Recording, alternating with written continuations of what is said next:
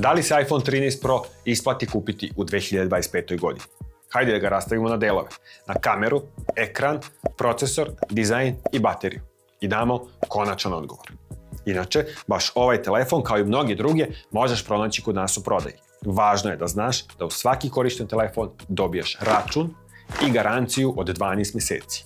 I još, ukoliko imaš stari telefon, njega možeš iskoristiti da umanjiš cenu novog. Sve je dole u opisu videa. E sad, kamera je uvek bila glavna stvar kod Pro modela.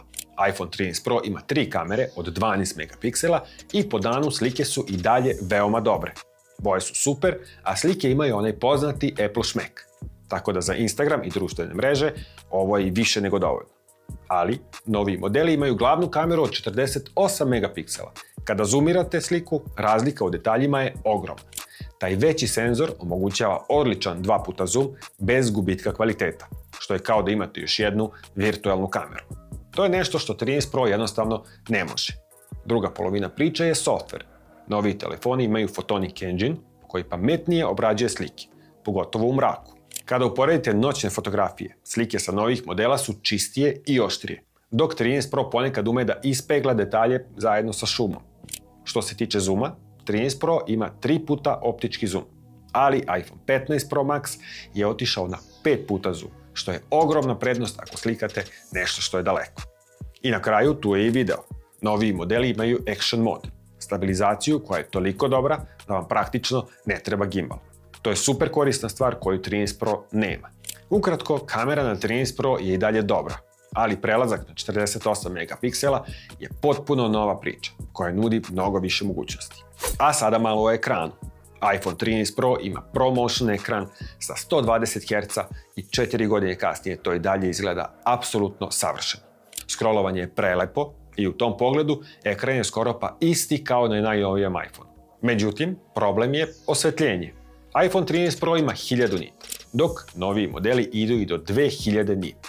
Unutra u zatvorenom prostoru nećete primetiti razliku, ali napolju na jakom suncu razlika se itekako vidi. Ekran na 13 Pro se muči i postaje teško čitljiv, dok se na novijim modelima sve vidi savršeno. A to pravi drugi problem. Ako slikate po sunčanom danu, na tamnijem ekranu teško je lepo namestiti dobar kadar. Dakle, slabije osvetljenje nije samo problem ekrana, već otežava korišćenje celog telefona. A unutra, ispod haube, je A15 Bionic čip.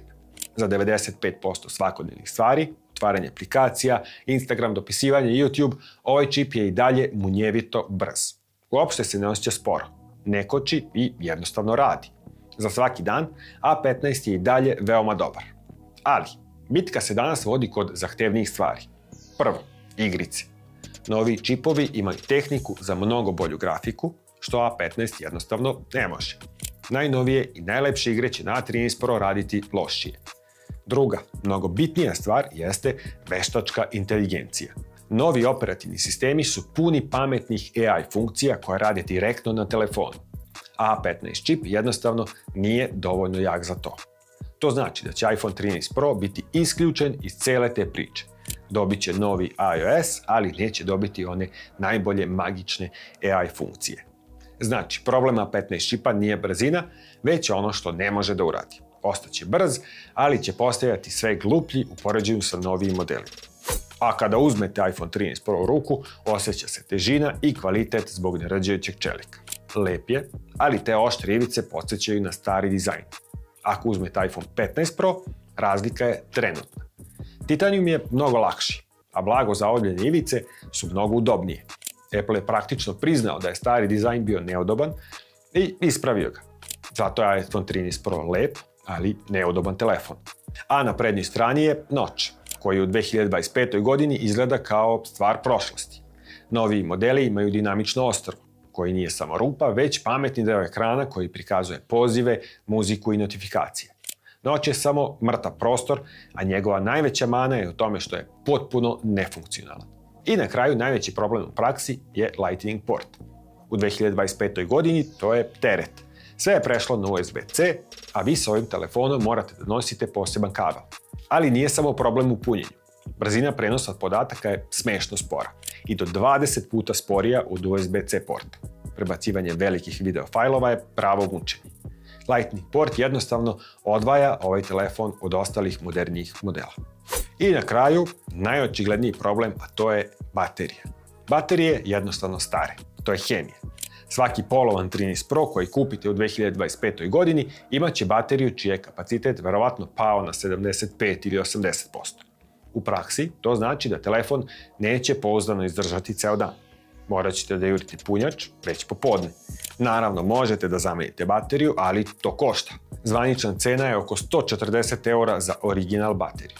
Taj trošak morate da uračunate u cenu. Jeftin 13 Pro zapravo nije jeftin ako odmah morate da platite i novu bateriju.